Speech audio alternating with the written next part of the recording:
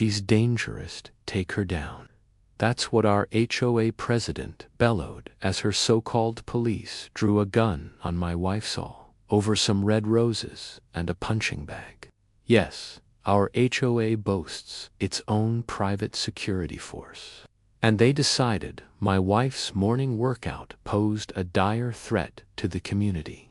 Big mistake. When fake cops brandish real firearms, most folks freeze in panic. But my wife, she went eerily quietened. That silence should have been their first clue. The woman in yoga pants, they were menacing, had once donned a very different uniform, and still does in spirit. What happened next unfolded in a mere 2.7 seconds, leaving the real cops saluting her in awe. But to grasp why our HOA zeroed in on us, we need to rewind to day one.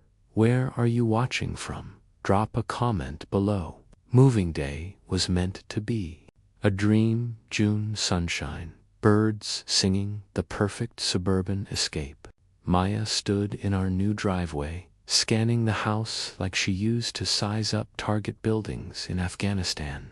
Good sight lines, she muttered, then flashed me a sheepish smile. Sorry, old habits.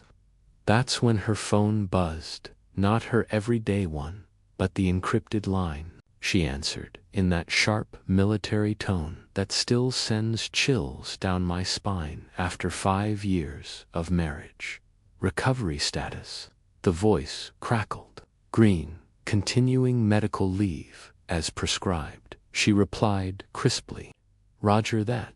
Check in at 30-day intervals. She hung up, catching me staring.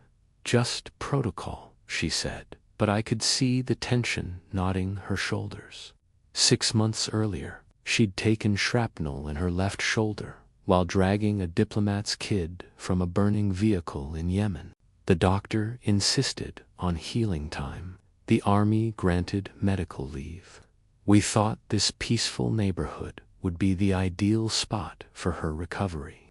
The moving truck had barely pulled away when Maya claimed the garage for her yoga studio, though. I noticed the 100 pounds heavy bag she hung in the corner for therapeutic purposes. She said with that innocent look that fooled exactly nobody she had also started planting her garden that very first day. Red roses, specifically, the therapist said. Gardening helps with you. No, she'd explained, not quite meeting my eyes. We both knew she meant the nightmares, the hypervigilance, all the things that came with 15 years of special operations. The roses weren't just flowers to her, they were a promise. That beauty could grow even after violence. She'd planted them with the same precision she used to plan missions. Each bush exactly 3 feet apart.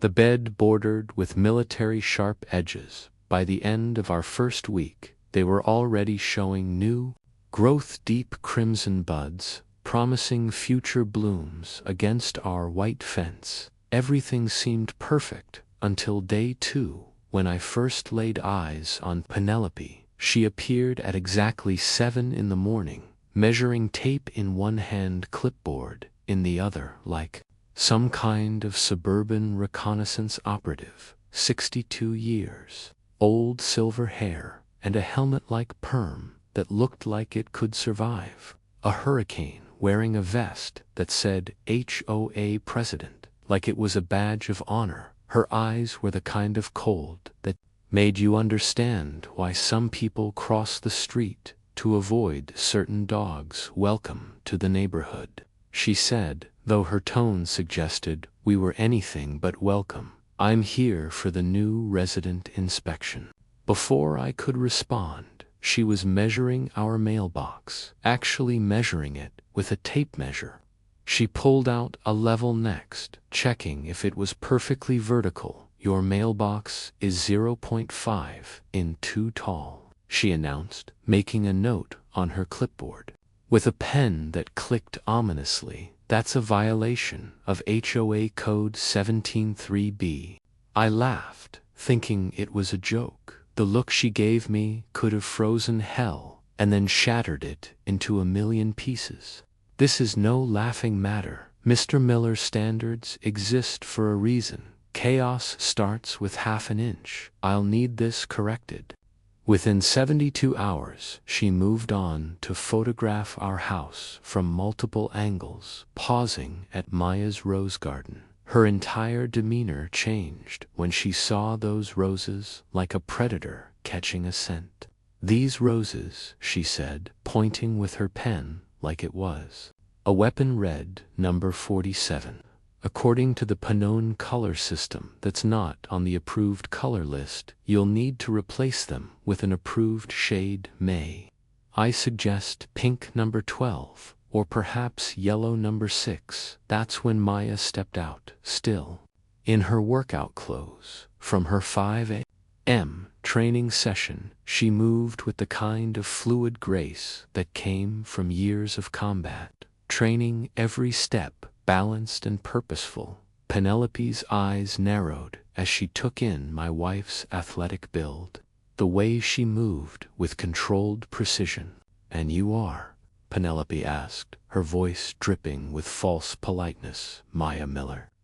My wife replied, her voice neutral, but her eyes alert. "The homeowner." "I see," Penelope said, making another note. "I trust you received our welcome packet. 47 pages of community guidelines." We had received it. I'd tried reading it, but gave up somewhere around page 15's detailed specifications for acceptable doormat dimensions. The packet included approved paint colors, 47 shades, none interesting grass height requirements, R to R5 in measured weekly, and even regulations about bird feeders. No more than 2 specific seed types. Only Penelope continued her inspection for another hour, measuring the height of our grass with an actual ruler, photographing our windows from multiple angles, even checking the color of our garden hose against some kind of color wheel she pulled from her vest. "I run a tight ship here," she informed us. "This community has standards, property values to maintain. Some people," she glanced at our house with barely concealed disgust, "don't appreciate what we've built here." After she left, our next-door neighbor, an elderly man named Frank, shuffled over. "She measure your grass too?" he asked. I nodded. "Every week," he said, shaking his head. "Every single week for 5 years. She's particular about this street, especially your house." When I asked why, he just shrugged and shuffled away, but not before adding, "The last folks lasted 8 months, the ones before that 6, just saying." The violations started immediately. Day 3 brought a warning about excessive noise at 5 o'clock. A.M. Maya's workout routine, which was actually quieter than most people's alarm clocks. Day 7, a $50 fine for the unapproved rose color. Day 10, a $100 fine for a commercial vehicle because one of Maya's yoga students had parked in our driveway for an hour. Each notice was delivered with increasing aggression, the language becoming more threatening. Maya handled it better than I did. "I've dealt with worse in Kandahar," she'd say, filing each notice in a folder she labeled evidence. But I could see it wearing on her. This was supposed to be her safe space, her recovery zone. Instead, she was checking windows like she was back in a combat zone, analyzing angles of approach, identifying potential threats in what should have been a peaceful neighborhood. Day 14. The nuclear option arrived via certified mail. I signed for it with a sense of dread, the postal worker giving me a sympathetic look, like he knew what was inside. I opened it with shaking hands while Maya watched from the doorway. The official HOA letterhead seemed to scream at me. "Final notice, your property is in violation of 17 HOA codes. You must correct all violations or sell your property within 30 days or face legal action, including forced foreclosure proceedings. Maya read it once, then again. Something shifted in her expression. The same look I'd seen in our wedding photos from when she was deployed, dangerous, focused, ready. 30 days, she said quietly. She's giving us 30 days to abandon our home. I watched as she folded the letter. With precise military corners, her jaw set in a way that meant someone somewhere had just made a very big mistake. But why would Penelope demand we sell our house in 30 days, or else drop a comment? If your HOA has ever threatened you with something crazy, I need to know I'm not alone here. The community center smelled like old coffee and broken dreams. I'd put on my best suit, the one I wore to weddings and funerals, hoping to kill them. With kindness, just be reasonable, I told myself in the mirror. Explain the situation, they're human beings. Maya had refused to change out of her workout clothes, black tactical pants, and a fitted tank top that showed the scar on her shoulder. I'm not performing for her, she'd said, and I knew better than to argue. The meeting room was packed with our neighbors, most looking like they'd rather be anywhere else. Penelope sat at the head table like a queen holding court, flanked by 2 other board members who looked terrified of her. Behind us, Gus stood guard, hand resting on his security badge like it was a weapon. He was trying so hard to look military. Tactical vest, cargo pants, the works. Maya had taken one look at him, and I'd seen her lips twitch in what might have been amusement or pity. Next on the agenda, Penelope announced, not bothering with pleasantries, the Miller property violations. She clicked a remote, and our house appeared on a projector screen, as you can see from Exhibit A. The Millers have accumulated 17 violations in just 2 weeks. This includes operating an illegal business, creating noise disturbances, and maintaining non-compliant landscaping. The next slide showed Maya's morning workout, clearly taken with a telephoto lens. This was recorded at 5:07 a.m. Note the aggressive nature of the exercises. This is not yoga. This is combat training. Murmurs rippled through the crowd. Some people started leaving, shaking their heads. I tried to speak up. If I could just explain. You'll have your turn, Mr. Miller. Penelope cut me off though. I doubt any explanation could justify this blatant disregard for community standards. She continued through her presentation, photos of the roses, the mailbox, even a shot of Ma's student's car with the license plate circled in red. Furthermore, Penelope said, building to her crescendo, background research reveals that Mrs. Miller claims to be a yoga instructor, yet no business license is on file. What exactly is she hiding? That got Mia's attention. I saw her shift slightly, the way she did when assessing a threat. Richard, the treasurer, was watching Mia with an odd expression, like he was trying to place her. The board has already voted.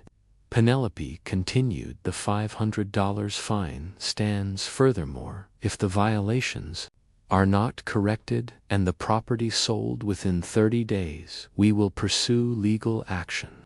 She smiled, then a cold, satisfied smile. All in favor, 2 hands raised immediately, Penelope's and 1 terrified. Board member Richard hesitated, still staring at Maya. Then slowly shook his head. Motion passes, Penelope said, ignoring that it was only 2 out of 3. Meeting adjourned. The room emptied quickly, neighbors avoiding eye contact. As they fled, I felt like I'd been publicly executed in the parking lot. Richard approached us nervously. He was a small man, maybe 50, with the careful movements of someone who would learn to stay under the radar. You need to know something, he said, glancing around to make sure Penelope wasn't watching. This isn't About rules. He pulled out his phone, showing us an old news article. The headline read, "Local couple wins, heated bidding war for dream home." The photo showed a young couple celebrating in front of our house. 5 years ago, Richard explained, Penelope bid everything she had on your house. She lost by $1,000 to the Johnsons. They lasted 6 months before she drove them out, then the Patels, 8 months. The Washingtons made it a full year. His hands shook as he scrolled through more articles. She calls it the house. That should have been mine. She keeps files on everyone who lives there, detailed files. You're telling me she's driven out 3 families? I asked. Stunned, Richard nodded. You're number 4, and she's getting better at it, more efficient. He looked at Maya with something like hope. But I saw how you stood in there, how you watched everything. You're not like the others. Are you? Maya studied the articles like she was analyzing intelligence reports. So she's been planning this for 5 years, perfecting her tactics. She has a room in her house, Richard whispered. I've seen it during board meetings, charts, timelines, photos. It's unsettling. That's when Maya smiled. It wasn't a nice smile. It was the smile I'd seen in photos from her deployment, usually right before something very bad happened to very bad people. She wants a war over a house, Maya said quietly. She just got one.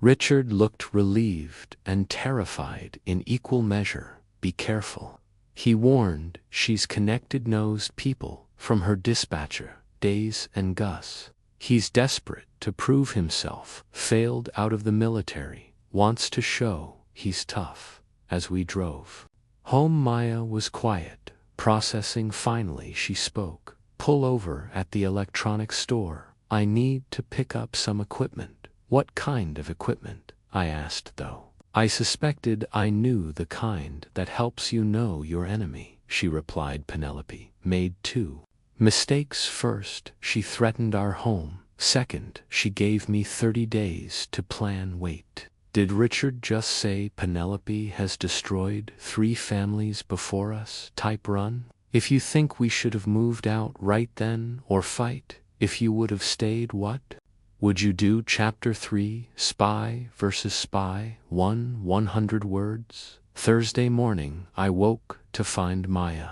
already up, laptop open, surrounded by what looked like tiny cameras and electronic equipment. Operational awareness, she said. When I raised an eyebrow. First rule of warfare, know your battlefield. Through our kitchen window, I could see Gus in his backyard, attempting pull-ups on a doorframe bar. He managed to before dropping, red-faced and gasping.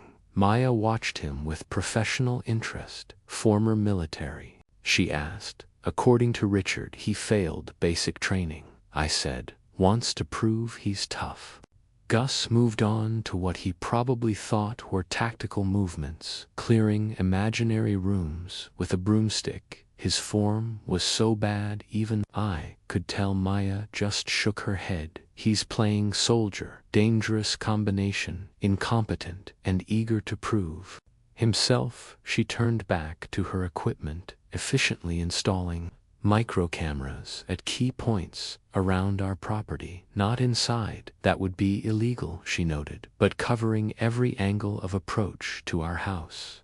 By noon, she had Penelope's routine mapped out. Target maintains predictable patterns, Maya reported, sounding like she was briefing a mission. Morning inspection walks at 700 hours, returns at 1400 for secondary surveillance, evening patrol at 900. She'd even noted which neighbors Penelope spent extra time watching. She's documenting everything, Maya observed. Building cases were not her only targets, just the current priority. That's when Maya decided to escalate time to give her something to watch. She announced the next morning she moved her workout outside, not the gentle yoga routine she'd been doing for therapy, but the real training heavy bag work that shook the garage walls. Speed rope that cracked the bag to gunfire, medicine ball slams that left divots in the grass. Each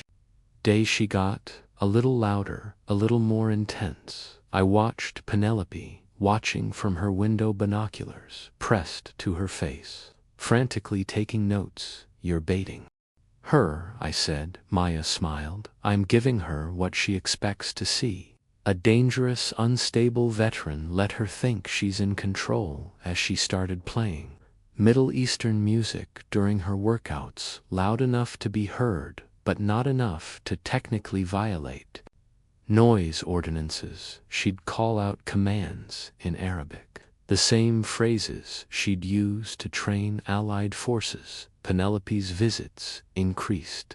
She'd stand at our fence line, measuring tape in hand, documenting every possible infraction. Gus started accompanying her, puffing out his chest hand, always near the pepper spray on his belt. One night, reviewing the camera footage, Maya caught something interesting there, she said, pointing at the screen.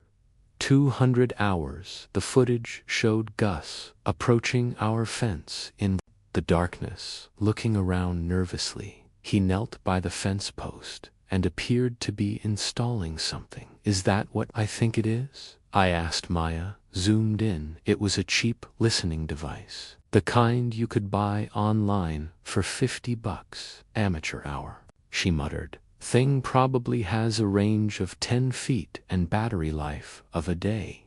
But she didn't remove it. Instead, she started having loud conversations near that corner of the yard. My unit called. She'd say, clearly, "They want me back early." Something about an urgent deployment. I played along, though it felt like being in a very dangerous school play. "But your medical leave isn't up yet," I'd respond. "They don't care," Maya would reply, "when duty calls. You answer within 2 days." Penelope had called an emergency HOA board meeting. The email blast was practically vibrating with excitement. Urgent security concern regarding military personnel threatening neighborhood safety. Maya read it with satisfaction. "Perfect. She's taking the bait." "What's the plan?" I asked. "Sunday morning," Maya said, "she'll be watching. Gus will be ready, and we'll give them exactly what they expect to see." She spent Saturday preparing, checking equipment, running through movements. It reminded me of watching her prep for missions back when I was allowed to know about them. "Just remember," she told me, "when it goes down, stay inside, film everything, and whatever happens, don't intervene." "What exactly is going to happen?" I asked. "Gus is going to make a mistake," she said simply, "and I'm going to let him." That night she was restless, the way she got before operations, you know. She said, "In the darkness, I joined the military to protect people, to serve something bigger than myself. And now I'm playing games with a bitter old woman and her toy soldier." "We could still leave," I offered, though I knew she'd never accept that. "No," she said firmly. "Bullies don't stop when you run, they just find new targets. Penelope needs to learn that some people fight back." Sunday morning arrived, crisp and clear, perfect visibility for what was about to happen. Maya did her stretches, checked her cameras one last time, then headed outside for what she called her most aggressive workout yet. As I watched from the window, camera ready, I couldn't shake the feeling that we were about to cross a line we couldn't uncross. Is Gus seriously planting a listening device on our property? Pause right now and tell me in the comments, is this even legal? Because what happens next is absolutely insane. Chapter 4, The Showdown. 100 words. Sunday morning, 500 a.m. sharp. Maya stepped into our backyard wearing her most military-looking workout gear, black tactical pants, combat boots, fitted tank top that showed every muscle she'd earned in 15 years of service. She started with shadowboxing, but this wasn't fitness class moves. These were kill strikes, knife hands to the throat, palm strikes to the nose movements designed to end fights permanently. I watched from the kitchen window, phone ready, as lights started coming on in neighboring houses. Maya moved to the heavy bag, her strikes echoing through the quiet morning like artillery fire. Left hook, right cross, knee strike that would have folded a person in half. She wasn't holding back anymore. This was the real Maya, the one who had earned a Purple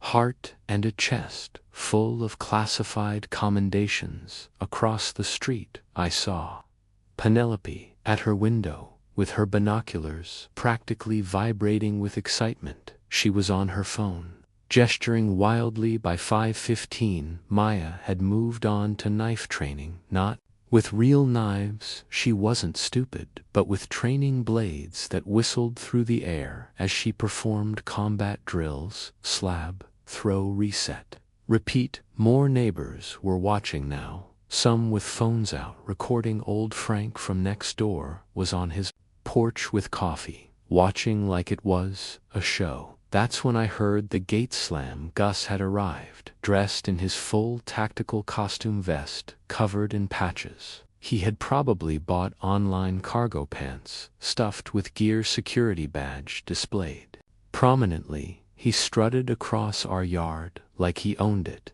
one hand on his pepper spray, the other near the handgun on his hip. Yes, this mall cop was carrying an actual firearm, ma'am, he shouted in what he probably thought was an authoritative voice.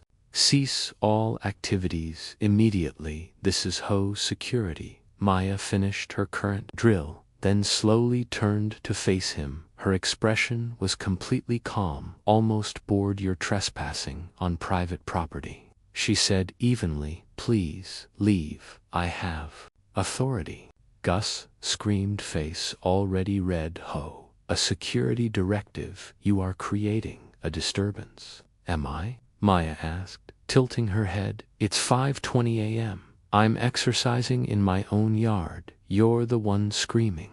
That made him mad. He stepped closer, hand moving to his gun. Don't get smart with me. I know what you are. Penelope told me all about you. Unstable veteran, probably got PTSD. Several neighbors gasped. Frank actually stood up, looking concerned. Maya's expression didn't change, but I saw her weight shift slightly, dropping into a ready stance. Last warning, she said quietly, leave my property. That's when Gus made the biggest mistake of his life. He drew his gun. Get on the ground now, he screamed, pointing the weapon at my wife with shaking hands. Hands behind your head. Do it now, or I'll shoot. Time seemed to slow down. I heard neighbors screaming, saw phones coming up to record. Someone yelled to call the police. Gus was so focused on looking tough, he didn't notice Maya had already moved. What happened next took exactly 7 seconds. I know, because I watched the video about 100 times later. At 0.5 seconds, Maya shifted her weight and flowed into his space like water. At 1 second, her left hand swept the gun aside, while her right hand struck his wrist with surgical precision. At 1.5 seconds, the gun went spinning away as she controlled his arm, using his own momentum against him. At 2 seconds, she swept his leg while maintaining the arm lock, and Gus was falling. At 2.5 seconds, Maya had snatched the gun out of mid-air. At 2.7 seconds, she had the weapon disassembled, its pieces scattered across the lawn like broken toys. Gus hit the ground hard, gasping like a fish out of water. Maya stood over him, completely relaxed, not even breathing hard. Failed basic training, didn't you, Gus? She said conversationally. Let me guess, week 3, couldn't handle the pressure. Gus was sobbing now, all his tactical toughness evaporating. How did you next time pick on someone your Sighs, Maya said, stepping back, and Gus, I went easy on you. Be grateful. The police arrived within minutes. Multiple units, lights, and sirens. The first officer on scene was young, confused by the scene. Scattered gun parts, crying security guard, calm. Woman in workout clothes.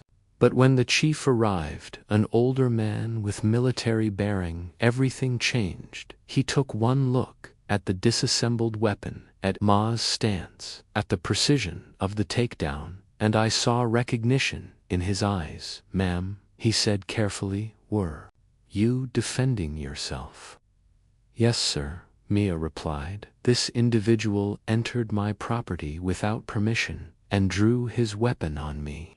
I responded with minimum necessary force to neutralize the threat. The chief nodded slowly. I'll need statements from witnesses. 6 neighbors immediately volunteered their videos.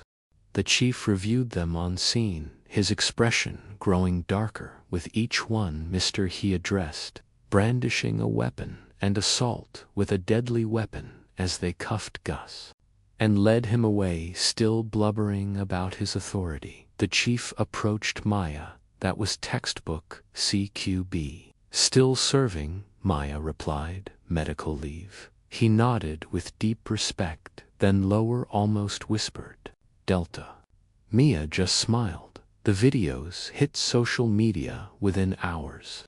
Haggard versus Mystery Woman was trending by noon. 5 million views, and climbing the comments were pure gold.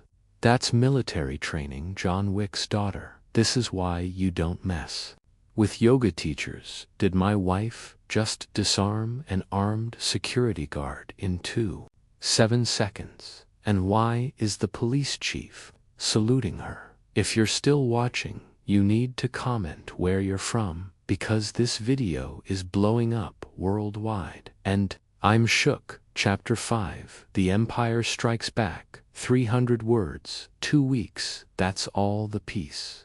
We got 2 weeks of neighbors treating Maya like a celebrity of Penelope, hiding in her house of blessed quiet. The video had exploded beyond anything we'd imagined. 20 million views and climbing. News outlets picking it up. Retired military guys breaking down Maya's technique, frame by frame. Former Navy SEAL. Hear one comment read, that's not just military training, that's Tier 1 operations. This woman is the real deal. Gus had disappeared entirely, too embarrassed to show his face. After crying on camera, word was he'd move back in with his mother 2 towns over. I thought maybe we'd won. Maybe Penelope would back off, find a new hobby, leave us alone. I should have known better. Vindictive people don't just give up, they get creative. The letter arrived on a Tuesday, delivered by certified mail. What is it? I handed it over wordlessly. She read it once, fast, then again slowly. I watched the color drain. Pending. Her voice trailed off as she reached the worst part. Security clearance suspended pending full review. Containing video evidence. Penelope's edited version, showing only Mia's attack, conveniently missing Gus drawing his weapon. She filed a federal complaint, Maya said, sounding stunned. That crazy old woman. Actually, how? I asked. How does she even know how to do this? Maya was already pulling up the complaint on her laptop. As she read, her expression darkened. Penelope's complaint, referencing an incident from Mia's last deployment. She grabbed her phone, dialing with shaking fingers. Sir, this is Master Sergeant Miller. I'm being framed by a civilian. Yes, sir, I saw the letter. But sir, if you just review the full video. Years of service, 8 deployments, 3 Bronze Stars, Purple Heart. She punched the heavy bag so hard, it swung up and hit the ceiling. I took shrapnel, saving a diplomat's kid, and this is how they treat me then. The tears came. My warrior wife, Hood, faced down terrorists and warlords, was crying in our garage. because a bitter old woman with a grudge had found the one way to truly hurt her without clearance. I'm nobody, she sobbed, just another broken vet with anger issues, everything. I've worked for everything I am. I held her as she broke down, feeling helpless and furious in equal. IADs and ambushes had medals she couldn't even tell me about, and now she was being destroyed by HOA paperwork. We'll fight. This, I promised, will get lawyers file appeals. You don't understand, she said once an investigation starts. It's like dominoes. My unit won't touch me. Other agencies start asking questions. Even if I'm cleared eventually, the damage is done. My reputation, my career. She was right. The military runs on trust and reputation. Even an unfounded accusation could end a career that night. Without it, she was lost. I found her at 3:00 a.m. writing something longhand. What's that? I asked. Resignation letter. She said flatly, if I resign, at least I go out on my terms, not washed out by some. She couldn't finish. I took the letter, tore it in half. No, absolutely not. You don't quit ever. Then what do I do? She asked, and the hopelessness in her voice broke my heart. We fight. I said, but not your way, my way. You've been playing defense, following their rules. Time to change the game. I made 3 calls that night. First to Richard, who answered on the second ring like he'd been waiting. Second to my lawyer friend from college, who specialized in federal cases. Third to someone else. Someone Penelope had wronged years ago. Mr. Williams, I said, when he answered, you bid on a house 5 years ago, lost to a young couple by $1,000. I think it's time we talked about the woman who's been stalking everyone who lived there since. There was a long pause. Then, I've been waiting 5 years for this call. What do you need? By morning I had a plan. Penelope thought she'd won by attacking Ma's career. She had no idea. The next few days were a blur, photographing everything with shaking hands. The Williams family had kept meticulous records of Penelope's harassment dates, times, witnesses. My lawyer friend was practically salivating over the case: interstate fraud, false federal reports, embezzlement. This woman built her own prosecutorial dream team's worth of charges. Meanwhile, Maya tried to maintain some normally, but I could see her. Then remember, she had nowhere to report. She'd start to check her secure phone. Then remember, her clearance was suspended. The worst part was the waiting military investigations move at their own pace, and every day of silence was another nail in her career's coffin. 20 years from now, Delta Force, until a crazy HOA lady ended her career with paperwork. That's when I knew we had to win this, not just for us, but for everyone Penelope had ever hurt. HOA president, just get my active duty military wife suspended from her job. Comment rage if you're as angry as I was, because what I did next changed everything. Chapter 6, The Fake Surrender. 300 words. The monthly HOA meeting was held in the community center's main room, the same place where Penelope had first humiliated us. This time, I walked in alone. I wanted them to see. Penelope sat at the head table, like a queen, surveying her kingdom, practically glowing with satisfaction. When she saw me enter without Maya, her smile widened. Mr. Miller, she said, voice dripping with false sympathy. How nice of you to join us. And where is your wife? She said the word like it tasted bad. Home, I said quietly. Packing. Gasps rippled through the room. Penelope tried to look surprised, but I caught the flash of triumph in her eyes. Packing whatever for? You know why? I said, letting my voice crack just a little. She's been suspended careers, probably over we can't afford the fines, and illegal.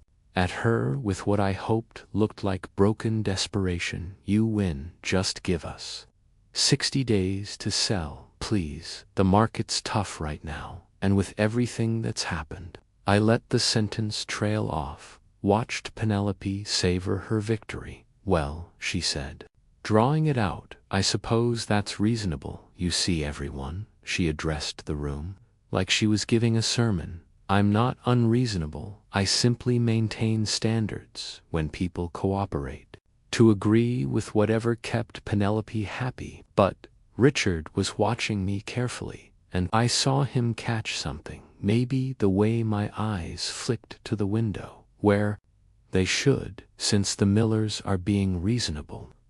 Penelope continued building to her grand moment. I moved to Grantham, 60 days to sell pending removal of all violations. Seconded, squeaked the terrified board member beside her. All in favor, too.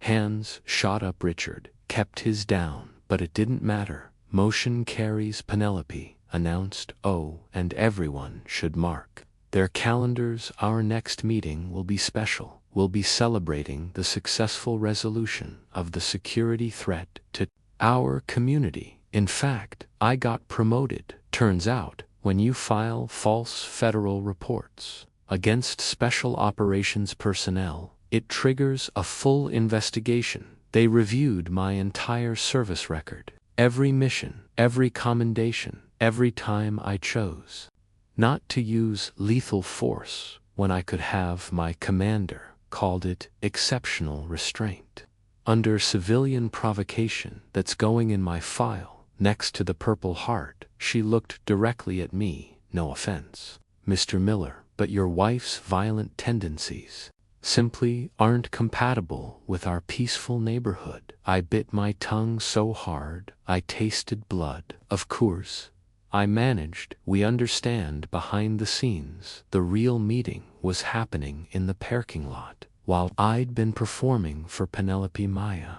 And our allies had been busy. Richard had secretly photographed Penelope's financial records during board meetings, documenting $47,000 in misallocated funds, over 5 years' money meant for landscaping that went to Penelope's personal garden security, upgrades that only happened at her house, maintenance fees that maintained nothing but her bank account. The Williams family had contacted every person Penelope had driven from the neighborhood, 3 families ready to testify about harassment, false complaints, and targeted persecution. Our lawyer had prepared federal charges for filing false reports against active military personnel. The IRS had been notified about unreported income.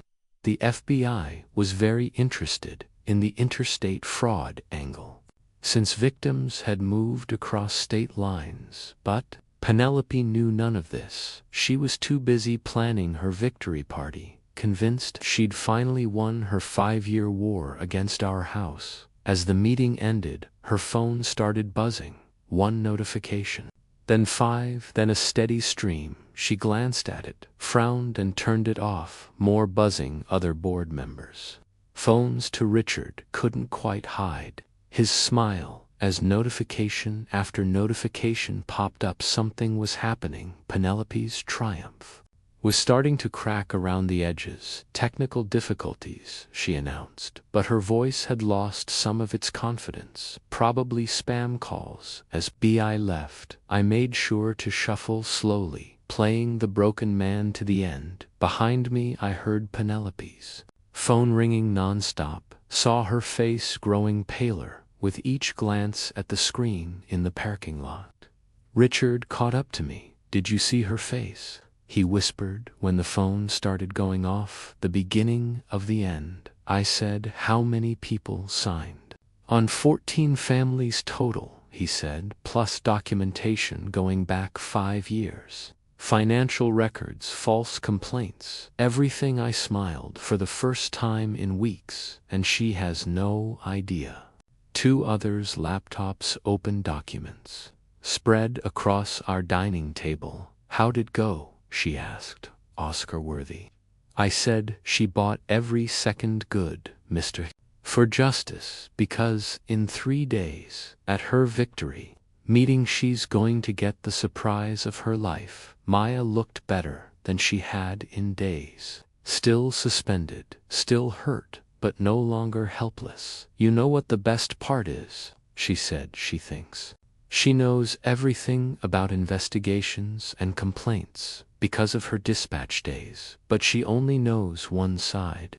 "What do you mean?" I asked. "She knows how to file complaints." Maya smiled coldly. "She has no idea what happens when multiple agencies receive coordinated reports about the same person on the same day. The cross-referencing alone will trigger automatic escalation." The next 3 days were torture. Penelope strutted around the neighborhood like a peacock, telling everyone about her victory. She even stopped by our house to check on the packing progress. Her smile so smug I wanted to scream. Maya played along, moving boxes around, looking appropriately defeated. But every night more families joined our cause. The Patels flew in from Atlanta, where they'd relocated. The Washingtons drove 6 hours from their new home. Each one brought evidence: emails, recordings, documentation of Penelope's campaign of terror. By the time the celebration meeting arrived, we had enough evidence to bury Penelope 10 times over. "You know," Maya said, as we prepared for the final showdown in Delta, "we have a saying: the enemy only thinks they've won when you let them. That's when they're most vulnerable." I looked at my wife, seeing the warrior resurface beneath the pain. "So this is what a tactical retreat?" I asked. "No," she said, still in her voice. "This is an ambush." And Penelope just walked right into the kill zone. Why is Penelope's phone getting 50 notifications per minute? And why is she turning pale? If you think you know what's coming, comment your prediction now, but I promise you're only half right. Chapter 7 Checkmate 1 300 words. The community center was decorated like a campaign victory party. Penelope had actually hung a banner reading "Celebrating Safe." The woman was literally throwing a party for driving us out. She stood at the podium, basking in the attention of the captive audience. "Thank you all for coming to this special meeting," she began, voice ringing with self-importance. "As you know, we recently faced a challenge to our community's safety and values. Some people think they're above the rules because of their backgrounds." She paused meaningfully. "But I'm here to tell you that standards apply to everyone, no exceptions." The crowd shifted uncomfortably. Most were only there because meeting attendance was strongly encouraged. "Code for Penelope will make your life hell if you don't show up through decisive action and proper channels," Penelope continued. "We've eliminated the dangerous element from our midst. The Miller property will soon be available to a more suitable family. Community stands together against those who would threaten our way of life." That's when the door opened and walked Mr. Williams, followed by the Johnsons, the Patels, and the Washingtons. Every family Penelope had driven from the neighborhood over the past 5 years. Then Maya and I entered the room, went dead silent. Penelope's face cycled through confusion, anger, and the first hints of fear. "This is a private meeting," she sputtered. "You need to leave immediately." The lawyer stepped forward. "Actually, Mrs. Carson, this is perfect. We need witnesses for what's about to happen." He opened his briefcase with theatrical precision. "My name is David Smith Morrison and Associates. I represent these 14 families in a class action lawsuit against you personally and the HOA board for systematic harassment, fraud, and embezzlement." Penelope went white. "That's ridiculous. I've done nothing but protect this Really, Mr. Williams stepped forward 5 years ago. You began stalking anyone who lived in that house. You filed false complaints with my employer called my wife's workplace. With fabricated concerns, the Johnson spoke next. You had our cars towed from our own driveway, filed false police reports, sent health inspectors to our home based on lies you told my employer. I was a terrorist, Mr. Patel added quietly, because of my skin color and the house I lived in. I lost my job. The lawyer pulled out a stack of documents. We have $47.00 in misappropriated HOA funds, traced directly to your personal accounts. That's federal fraud. We have 16 false complaints filed with various agencies. That's criminal harassment. We have proof you accessed private information from your dispatcher. Days to research residents. That's breach of privacy and misuse of government databases. The door opened again. This time, a woman in a dark suit entered. She said, "I'm Agent Sarah Martinez, FBI. You're under arrest for filing false federal reports against active military personnel, interstate fraud, and conspiracy to commit harassment." Penelope's scream could probably be heard 3 blocks away. "She's Delta Force. She attacked my security. She's dangerous." Agent Martinez remained calm. "We've reviewed all video evidence, ma'am, both the edited version you submitted and the full recordings from multiple witnesses." Master Sergeant Miller acted in clear self-defense against an armed intruder on her property. She nodded to Maya respectfully. "Your suspension has been lifted. Sergeant, the Department of Defense sends their apologies for the inconvenience." That's when Mia stepped forward, pulling out her military ID. Master Sergeant Maya Miller, Delta Force, still active duty, still cleared for service. She looked directly at Penelope. "My security clearance was reinstated yesterday when they realized you'd filed fraudulent complaints. Turns out the military doesn't appreciate civilians trying to weaponize their systems against their operators." Penelope was hyperventilating now, but Maya wasn't done. "Oh, and Penelope, about those red roses that started all this, the ones you said were the wrong shade." She paused for effect. "Are they legal now?" The room erupted, not in anger or chaos, but in laughter. Months of fear and frustration released in one moment of perfect justice. Even some board members were clapping. Gus, who had been hiding in the back corner, started slow clapping, then gave Maya a thumbs up before slinking out as Agent Martinez led Penelope away in handcuffs. The HOA president was still screaming about property values and color codes. The IRS agent who had been waiting outside stepped in to inform her about the audit. Our lawyer announced the settlement amount, $500. $0 to be split among the victims, paid from Penelope's personal assets, including the sale of her house. "But the best part," Richard said, grinning wider than I'd ever seen, "is that the HOA board voted this morning to dissolve the entire organization.